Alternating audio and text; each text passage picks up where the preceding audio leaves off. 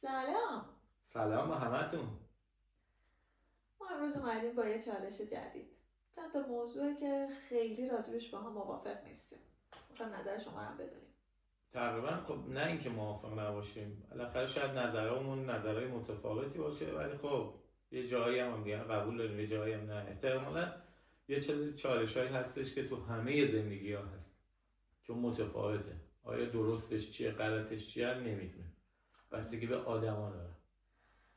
که خب خوشبختانه یا متاسفانه من و داوود تقریبا آدمای خیلی متفاوتی هستیم توی یه سری چیزا و خیلی شبیهیم توی یه سری چیزای دیگه. اون شباهت هم ترسناک. دوست داریم که شما هم نظراتتون رو بدونیم که شما مثلا بابت این چیزا چی جوری فکر میکنین و اینکه آدم درستش چیه غلطش چیه که بتونه متوجه بشه. خوبه. اوکی، شروع میکنیم. به نظر شما پول باید آقا داوود دست کی باشه؟ خانم خونه یا آقای خونه؟ ببین من که چون الان ببین مثلا مدل ما یه مقدار فرق میکنه. ما هم من شاغلم هم شما. البته الان تو نسل جدید فکر میکنم اکثر زوجها همین جوریه، ولی من نظرم اینه که مهم نیست دست کی باشه، مهم اینه که تو تمام تصمیم گیری ها جفتشون مشارکت داشته باشن، هیچ کدومشون به صورت مستقل عمل نکن. خب خوبه، تقریبا اینجا یه ذره با هم توافق نظر داریم. حالا به نظر من این واقعا کلیشه‌ایه که بخوایم بگیم دست زن باشه یا دست مرد باشه.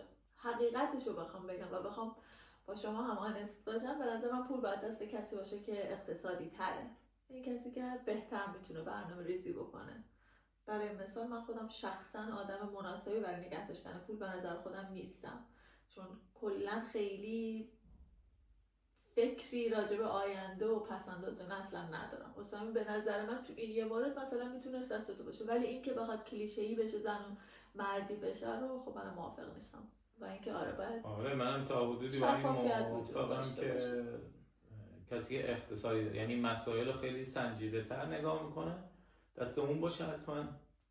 و اینکه میگم حتما جفتشون تصمیم بگیرن بابت درآمدی که جفتشون دارن، تصمیم بگیرن. خیلی داوود روی این مسئله اصرار میکنه حتما جفتشون جفت مهمه. داری این هینتی به من میده که اینقدر سر خودی یه سری کارا رو نکن. باشه آقا چشم. بریم سراغ مسئله دوم. کی باید کار خونه رو انجام بده؟ وظیفه کیه کار خونه؟ آقا داوود. ببین خب قدیما اینجوری بودش که خانم‌ها تو خونه کار میکردن، آقایون هم بیرون، و وظایف مثلا بیشتر رو دوش خانم‌ها بود. بیشتر؟ همش رو چرا؟ آقایون هم بالاخره یه سری کارا میکردن. ولی الان با این شرایط زندگی، با این نوع زندگی، من نظرم با برابریه. ولی برابری نه این که مثلا حتما این اگه آشپزی میکنه اونم یه وعده آشپزی کنه، نه. ببین مثلا من واقعا علاقه به آشپزی ندارم و دوست ندارم، اینجوری نیستش که بگم من مثلا چیز نیست. ولی خوب بلده، ولی تا حالا یه تخم مرغ برای من درست نکرده.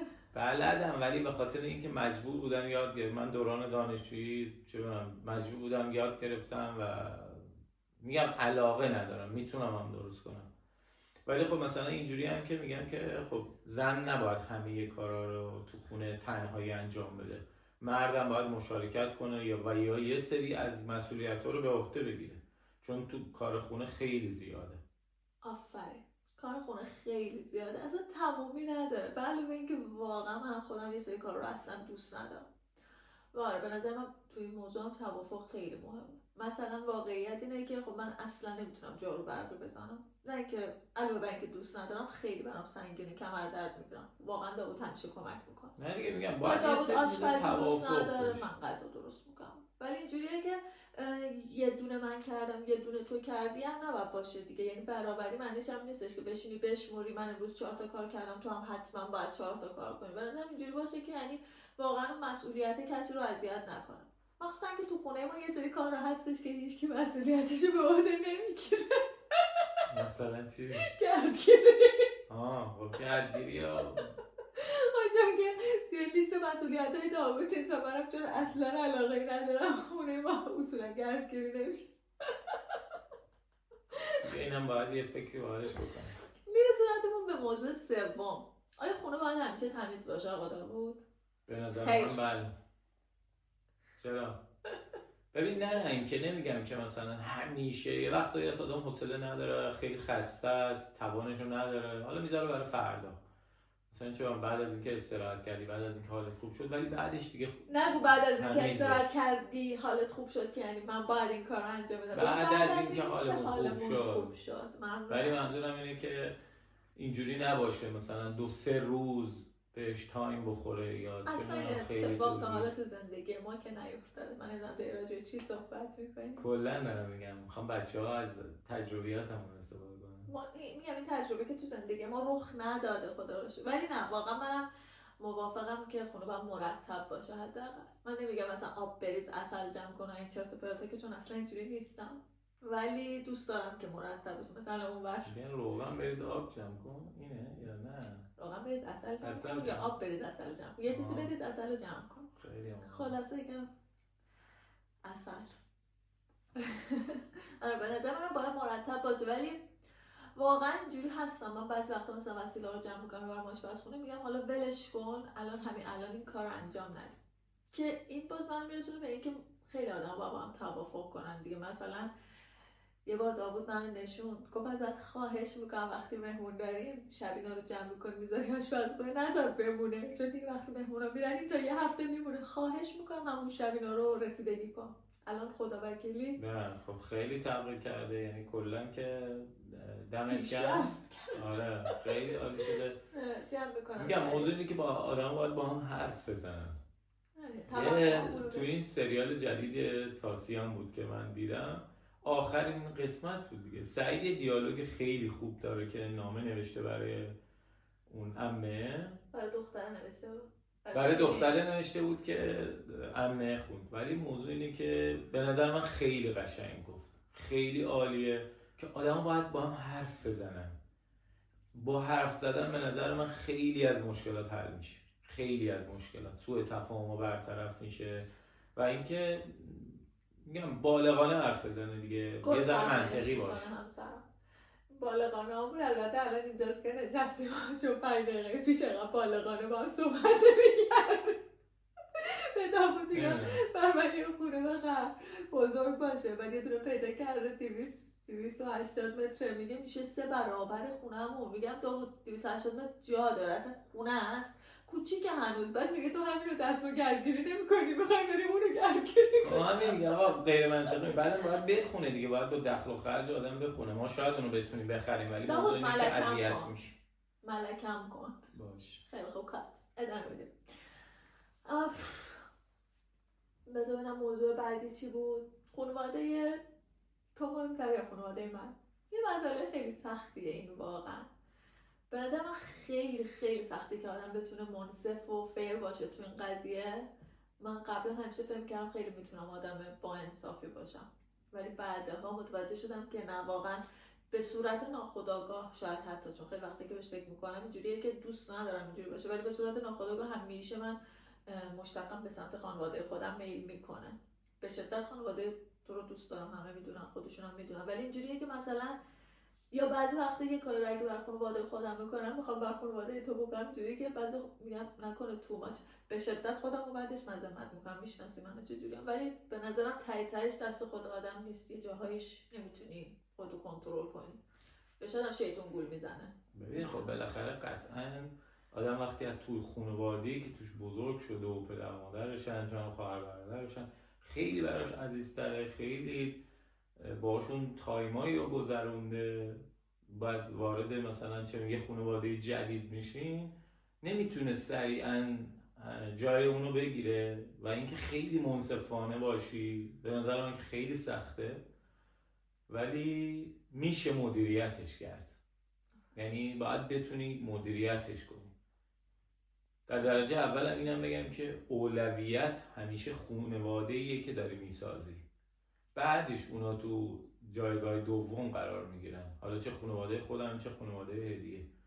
ولی خیلی کار سختی همونجور که اصلا به نظر من همینی که تو میگی خیلی باید بالغ باشی که اینو فکر کنی که اول خودمون دوتا اولویتیم بعد خانواده هامون. میدونی چی میخوام؟ یا به نظر من ممکنه که مثلا اگه یه تصمیم خیلی سخت پیش بیاد حتی تو اینجوری باشه که ممکنه مثلا مادرت یا خواهرت بتونی مجبور شی به من ترجیح بدی و بدی این کار بکنی.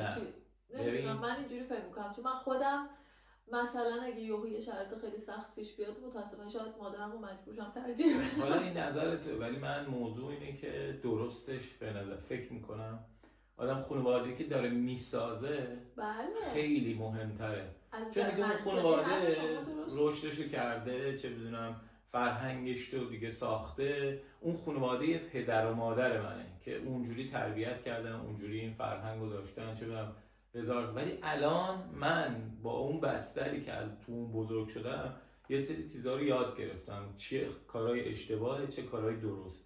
خب الان دیگه میخوام اینو آفرین تو خانواده خودم اون اشتباهات دیگه تکرار بازم نمیشه، همه آدما جایز و خطا، ولی من میگم سعیمون اینجوری باشه که خانواده‌ای که داریم میسازیم اولویتمون باشه، چون دیگه اون خانواده تمام تلاش خودشو کرده و همچنان هم داره میکنه، میشه آدم کمکشون کنه، ولی اول باید خانواده خودتو بساز. اون دیگه درخت شده دیگه، ما الان به نهال خودمون برسیم.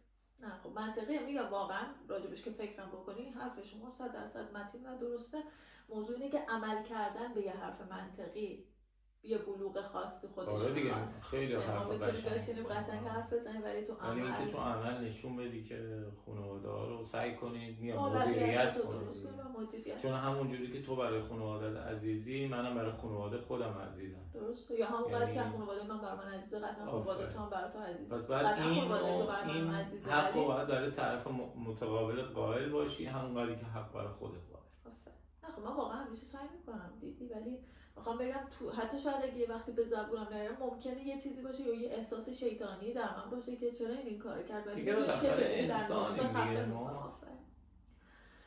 خب اشرف مخلوقات با این همه نقص. خب میرسیم سراغ مسئله بعدی. اینو البته تو پرانتز میخوام اضافه کنم، پدر مادر مقدسن از نظر شما؟ از نظر من نه، پدر مادرها هم اشتباه میکنن، پدر مادرها هم خیلی جاها سرنوشت بچه‌هاشون رو تغییر میدن و متاسفانه خراب میکنن. به نظر من مقدس نیستن. هم دیدیم دیگه چجوری چه اتفاقایی میفته. آره ببین بستگی داره به شرایط خونه. ببین هر کسی میدونه که پدر مادرش در حق بچه‌هاش چیکار. قطعاً پدر مادرها اکثرشون، چون ما پدر مادر بدم داریم، چون بچه‌هایی هستن که بد سرپرستن، ولی من میگم بچه‌ها دیدن که پدر مادرشون در حقشون چیکارا کردن. من چیزی که تو خانواده خودمون حس کردم، من احساس میکنم که پدر مادر من صدشون رو برای بچه‌هاشون گذاشتن.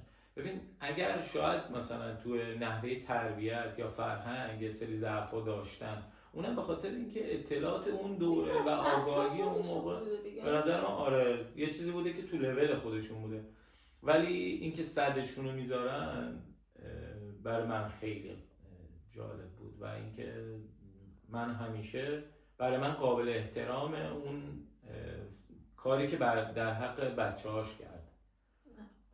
به نظر من پدر مادر مقدس نیستم، ولی خب من شخصا خودم مامانم که خط قرمز نه مثلا احترام با مقدس بودن خیلی فرق میکنه. نه به نظر من احترام به شدت به دست آوردنیه، یعنی اینجوری نیستش که من شخصا احترام نمیگیرم دستم برای همه خرجش کنم، صرفا کسی که لیاقتشو داشته باشه. اینکه آدم مثلا یه کسی سنش بیشتر از توه حتما نباید مثلا بهش احترام گذاشته بشه فقط به خاطر سن. من میگم اون رفتار اون آدمه، اون منشی که داره اونه که باعث میشه احترام تو رو بخره. ولی من خیلی بزرگترها رو میبینیم که متاسفانه اونقدری که باید رشد نکردن. آره محترم نیستن. نه موافقم. به نظر من اکثر پدر مادر واقعا سعیشون رو میکنن که صدشون رو بزنن. حالا تو میگی پدر مادرت گذاشتن، مثلا مادر من یا پدر من قطعا فکر میکنن که تمام تلاششون رو کردن و من ممنونم واقعا. ولی اینجوریه که مثلا وقتی ما خودمون بزرگ میشیم میگی فلان جا هم میتونست فلان کارو بکنه، ولی ما داریم جاج میکنیم به نظرم، چون اون تو اون لحظه فکر می‌کرده بهترین کاری که میتونه بکنه همینه و الان خب مثلا با این دانشی که امروز داره شاید خودش برگرده عقب یه سری چیزا رو تغییر بده، ولی اون موقع با اون سنی که داشتن به نظر من سرشون رو گذاشتن دیگه. ما هم با این چیزایی که تو الان در حال حاضر تو روز داریم تو این همه رسانه و این چیزایی که این همه اطلاعاتی که داره وارد میشه یه سری چیزا رو یاد گرفتیم دیگه. مثل اینکه میگن هر کاری بکنی یه روی پشیمونی داره. دقیقاً. یعنی اینجوری نمیتونی صد بگی فلان کار حتما خوب بوده. من کار کردم دیگه این ته کاری بود که کردن و من راضیم. من واقعا پدر مادرم منم راضیم. دست ما بابای داوود درد نکنه. خب بریم سراغ موضوع بعدی که باید نگاه کنم چیه.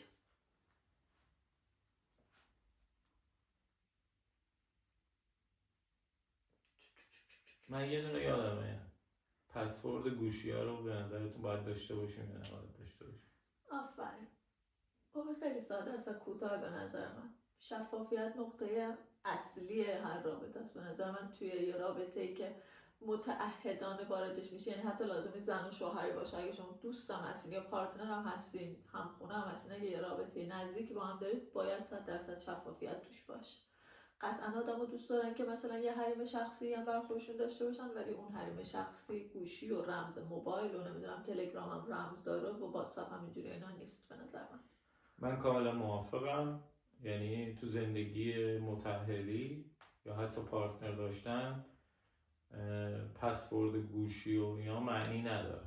من الان پسورد داره گوشی ما، حتی مثلا فیس آیدی داره، ولی فیس آیدی جفتمون رو گوشی‌های جفتمون کار میکنه و پسورد جفتمون هم میدونیم. یعنی همه چیزمون تو این چیزا شفافه. یعنی خیلی راحت به همه اپامون دسترسی داریم. چیزی رو پنهان نمی‌کنیم. خب اینم خوبه. یه موضوع دیگه ای که می‌خواستیم راجعش صحبت کنیم اینه که آیا تو زندگی حتما باید بچه باشه؟ موضوع مورد علاقه من و داوود.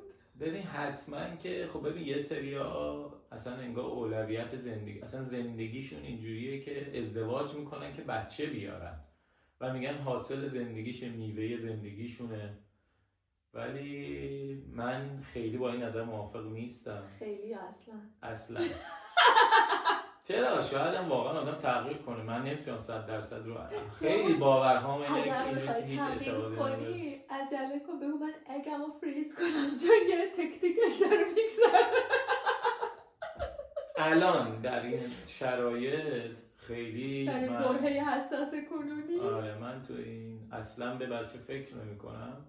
و اینکه خب شرایط به نظر من خیلی سخته و دنیای قشنگی نیست. من خودم خیلی رنج کشیدم، خیلی اذیت شدم. زندگی باشه به نظر منم آدما نسبت به شرایطشون. بعد من میتونم خیلی آدم جاجمنتاری باشم، مثلا بگم که هیچ کس بچه نیاره چون زندگی خیلی سیاه و کثیفه، ولی واقعا به نظر من اونم غلطه. میدونم که حالا که چی اصلا آدما منقرضم شدن که شدن اونقدر اهمیت نداره، ولی واقعا اگر یه نفر دوست داره و شرایطشو داره و فکر می‌کنه میتونه پدر مادر خوبی باشه، اون دیگه ببین مسائلش به نظر من خیلی مسئله خیلی بزرگیه، خیلی پیچیده است. نمیشه مثلا در حد 10 ثانیه 20 ثانیه یه دقیقه در موردش حرف بزنیم. ولی من موضوع اینه که فقط صرفاً مالی نیست. تو باید بتونی پدر خوبی باشی، تو باید بتونی مادر خوبی باشی، چه بدونم وقت بذاری، بعد کارهایی که دوست داری انجام بده تو باید انجام بدی. یعنی با گفتن بچه هیچ وقت با گفتن یاد نمیگیره، بچه فقط با دیدنه که یاد میگیره. یعنی بچه میبینه که تو آدمی هستی که داری کتاب میخونی، میشین اون کتاب خوندن یاد بگیره. میبینه که تو به هنر علاقه‌مندی، اونم به هنر علاقه‌مند میشه. و اینکه فقط علاقه‌مند نه، تو باید عملگرا باشی. تو باید یه سری کارهایی که دوست داری اون انجام بده، خودت اول باید انجام بدی. بعد آخه تازه میشه زندگی کردن برای بچه به نظر من. این که من دوست دارم بچه‌م مثلا نمیدونم هنرمند بشه، گیتار بزنه، این کار بکنه اون کار بکنه، تازه اون چیزایی که من دوست دارم. شاید اصلا واقعا یه خط مشی دیگر رو بخواد پیش بگیره. من میگم خیلی خیلی سخته. الان که ندارم نمیتونم خیلی خوب نظر بدم، ولی یه بار یه چیزی من شنیدم میگفتش که مثل یه بذره گیاه میمونه. ببین نیاز به حمایت داره و مراقبت. نباید مثلا ازش توقع داشته باشی مثلا چه بدونم این گیاه مثلا اگر انگوره قرار انگور بده، قرار نیست پسته بده، قرار نیست انار بده، قرار نیست مثلا چه میوه‌ای که اصلا تو توقع داری.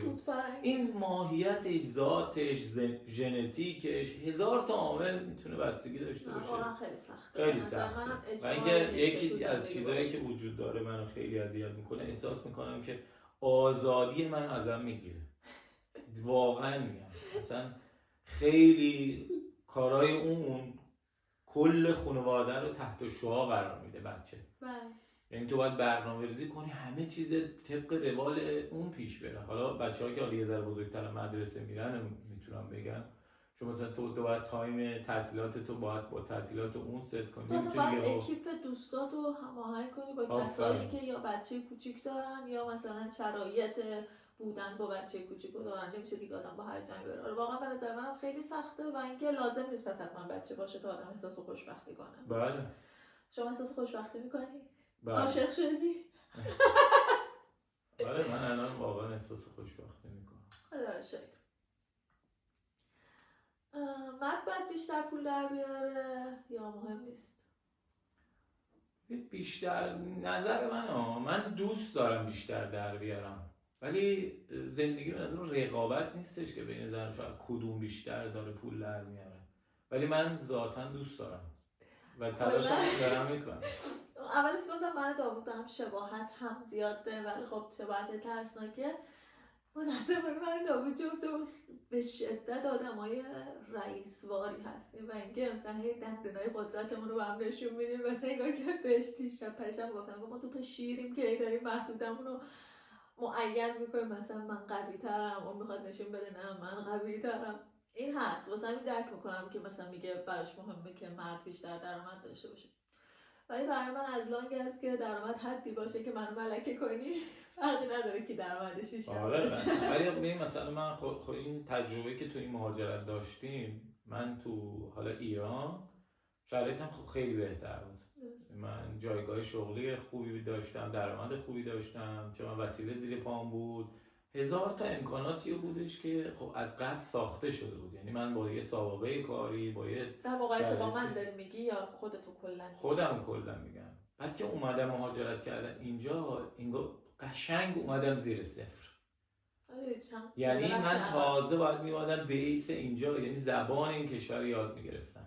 تازه بیس اینجا که زبان یاد میگرفتم تازه میومدم پله صفر وای میسادم. نه شغلی داشتم، نه درآمدی داشتم، نه خیلی با جامعه مثلا ادغام شده بودم.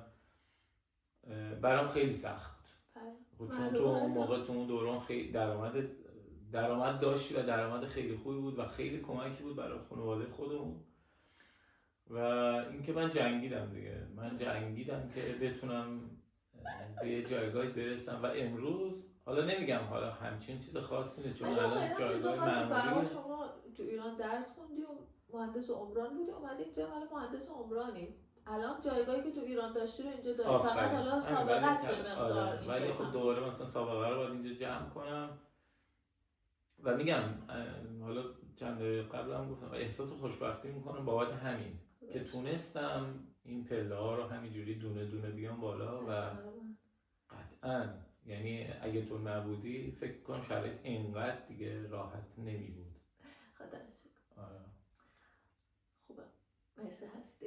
قربان برم. سفر اقتصادی یا لوکس؟ قبلش بذار بگم سفر لش یا ادونچر، بری کاوش کنی و بگردی و ماجراجویی؟ ببین خب بستگی داره قبلش مثلا چه شرایطی، مثلا خیلی کار سخت کرده باشی، فکر درگیر باشه، نمیدونم میگم خیلی فعالیت بدنی یا نیاز داری به یه استراحت، خب میری لش میکنی، میری مثلا یه هتل یوال میگیری و از همه امکاناتش استفاده میکنی و خیلی لذتش میبری. ولی نه، اگه سفری دوست داری که بری جای دیدنی ببینی، بس مدل شخصیتیه دیگه. من میگم دوست داری ماجراجویانه باشه، دوست داری مثلا چه جای جدید ببینی، باستانی باشه، نمیدونم تاریخی باشه، چیزای جدید تجربه کنی، غذاهای اونجا تجربه. مثلا یه سفر میتونیم بریم به هر حال که در طول اون فصل کار کردیم، حالا درسته کارمون یدینی بیل نزدیم که خسته باشیم، ولی به هر حال کار کردیم دیگه. بعدش میخوای یه سفر بری، به نظر من میکس باشه در درجه اول، یعنی حداقل یکی دو روز لشم باشه، اونجوری برنامه‌ها پشت سر هم هی بدو از صبح ساعت 8 صبح 9 صبح پاشو برو این ور بگرد اون ور بگرد. آره با این موافق نیستم قطعا اینجوری باشه که همه چیز فور. چون ما یه سفر اینجوری رفتیم دیگه که خیلی ببین اون خیلی خوش گذشت به من. حالا شاید به بعضیا اونقدری که به من خوش گذشت، چون من تا اینکه من تازه رانندگی هم می‌کردم کل مسیر. نه به بعضی هم خوش گذشت. ولی موضوع اینه که حالا یه ذره فشرده بود ولی خب سفر بود دیگه. به نظرم سفر خوش می‌گذره. حالا لاکچری یا اقتصادی؟ وسطشو من تقریبا دوست دارم، چون من دوست دارم که شهرهایی که میرم آفرین بابت چیزای چرت دوست ندارم بدم، ولی دوستم دارم که غذاهایی که خیلی مثلا تو اون شهرها و کشورها بولد تست کنم ببینم مثلا بابا میل من هست، یعنی با چیزای خاصی که دارن یا خب فرهنگشون مثلا خفنیه، چون یه پارک خفنیه 100% میرم من. مثلا اینکه چیزی حالا رفتم سفر نه چسخور نمیشم که مثلا ندم وای نه، ولی باید تجربه کنم برم به ریز و به پاشم. من دوست ندارم کل پولی که مثلا میتونم بیام اونجا یادم لباس بخرم. وقتی مثلا یه شهری یه کشوری به یه چیزی معروفه بالاخره حداقل اونو تست کنی. من موافقم. آره این سوال از قبل برنامه‌ریزی نشده داوود جان. حیوان خونگی. حیوان خونگی من 100% باهاش مخالفم. من میگم وقتی که همسرت انقدر حیوان خونگی دوست داره و انقدر اشاره میکنه هینت بهت میده مثلا برات عکس میفرسته یه بار بخر برو سورپرایزش کن. نمیتونی. پا رو دلت بزن. نه من اصلا دل همسرتو به دست بیار. به نظر من اینا همه خب من خودم هم هستم دیگه. من باشه اولویت ملکه است. یک بار تو زندگی بذار اولویتت زنت باشه. خب گفتم ما حالا اگه شرایطمون خوب بود ما میتونیم یه خونه‌ای بخریم که خارج از محیطی که من توش زندگی میتونم بکنم، یه حیوانی هم نگه یا پرنده رو باهاش میتونم. پرنده نمیخوام. نه من با حیوان خونگی خیلی موافق نیستم. پس کی قراره نشون بدی چقدر عاشق منی؟ با رفتارم. نه با اینکه خب رفتار همینه. چیزی که منو اذیت میکنه موضوع همینه دقیقاً. مثلا کامپرومایز یا کوتاه اومدن یا نشون دادن عشق اینجوری یه چیزی ممکنه من خیلی اذیت کنه. من آزار میده. ببین اگر من توش سوسو مثلا برام اصلا چیز نبود ولی حیوان خونگی منو اذیت میکنه. نه داود به نظر من تو الکی یه شیلد بلند کردی دخ. تو شیلد الکی بلند نکردی. چرا یه گارد بوی اون منو اذیت میکنه. اصلا بو نمیده. خب این سوال این فهم خواستم ببین حتی تو جلوی دوربین زنده بهت بگم که داوود جان اگه واقعا عاشق منی به عنوان یه جسم میگم من خیلی پرنده رو گفتم باهات موافقت کردم. یک سال من دارم میگم پرنده چرندم نگرفتی بیاری. حالا اجازه بده دیگه. مردا بیشتر خیانت میکنن یا زنا؟ خب قبلا فکر میکردم قبلا که چندین سال پیش فکر میکردم که آقایون خیلی خیانت میکنن، ولی بعدها که آمارش در اومد فهمیدم که بر اساس حتی علمی خانوما خیلی بیشتر خیانت میکنن و کلکلان عجیبه. شهر عجیبه. نه ولی به نظر من آقایون بیشتر خیانت میکنن. نه این دیگه خیلی بستگی داره. البته به نظر من بستگی داره که مثلا مرز خیانت رو تا کجا بیاری. مثلا ترشهولد بهش بدی، مثلا بگی فلرت هم خیانت حساب میشه یا مثلا چه میدونم یه نگاه هم خیانت حساب میشه. میدونی بستگی داره چه درجه رو برای خیانت در نظر بگیری. ولی اگه واقعا خیانت فیزیکی باشه به نظر من مردا بیشتر خیانت میکنن. فیزیکی یعنی که یعنی حتما رابطه برقرار کنن. ولی در درجه‌های پایین به نظر من اینجوریه. ولی در درجه‌های پایین‌تر مثلا چت میکنن. خب چون دخترها این کارو میکنن بیشتر. مثلا اگه چت هم خیانت حساب کنی یا مثلا دیگه چتی که تو پارتنر تو در مثلا بدونه در شرایط بدونه که مثلا یه همچین آدمی هست دیگه مثلا پنهان کنی. مثلا من با یکی همینجوری چت کنم. آره بالاخره اگه عاطفی هم باشه خیانت دیگه فرق نمیکنه. میگم در این حد باشه به نظر من تعداد خیانت زن‌ها بیشتره. یعنی اگه اینا رو هم جزو خیانت حساب کنی. ولی اگه صرفا خیانت فیزیکی و سکس باشه به نظر من مردا بیشتر خیانت میکنن. یعنی میفهمی منظورم متوجه میگم. یعنی مثلا لولا میدونم ولی اصلا بیشتر و کمترش به نظر من اصلا اهمیت نداره. این عمل اشتباهیه. حالا احتمال داره همه آدما رخ بدن دیگه. آدما اشتباه. نه بله. خب مسئله بعدی به نظر شما کادو گرفتن واجبه یا نه؟ آره. اول بزنید من بگم. یه بار داوود نشوندم گفتم من توقع دارم برای روز زن، برای روز دختر، برای گاده تولد، برای سالگرد آشنایی، برای سالگرد عقد، برای سالگرد اون حالا یه چیزی که در ایران داشت، برای همه اینا به من کادو بدی. برای من خیلی مهمه. حالا شما نظرتو بگو. نه من با کادو دادن موافقم. خیلی کار قشنگه، خیلی خوبه، احساس خوبی به آدم توی همه مناسبت‌ها یا بعضی از مناسبت‌ها رو مثلا بعضی دیگه آره واقعا اینکه مثلا روز جهانی زن، روز جهانی زن داریم، روز جهانی نمیدونم روز جهانی دیگه نه، روز مادر تو ایران داریم، نمیدونم روز زن داریم دیگه، خیلی داره زیاد، یکیشو باید آدم مثلا قبول کنه. وقتی یه همچین زنی داری باید هر روز برای تو عید باشه. باشه. ولی باید از نظر مالی هم تامین باشه. حالا هر بارش هم که طلا نمیخری که، چیزای ریز ریز بگیر. چشم. ادکلون، خونه دیگه. برای تولد کادو چی میخوای عزیزم؟ نمیدونم آدم. هم فکر نکردیم؟ نه فکرتو بکن. باشه. تو خودت نگفتی، تو که جلوتری. یه چیزی گفتم فکر کنم اون روز. چی گفتم؟ که برگات ریخت. چیزی گفتی که خیلی چیز یه چیزی گفتم پشمان ریخت. یادم نیست. خیلی خوب. تا فکر نمی‌کنیم برید مراقب خودتون باشید. حتما نظراتتون رو واسه ما هم بذارید، چون اینا چالشاییه که بین همه زن و شوهرها هست. ولی با حرف زدن و توافق همه رو میتونید حل کنید. به جز حیوان خونگی رو، اونو هیچ جوره نمیتونید حل کنید. اونم میشه حل کنید. مراقب خودتون باشید و خوبیات. چجوری میشه حل کرد؟ اونو چجوری میشه حل کرد؟ علی یه گربه 2 ساله هست.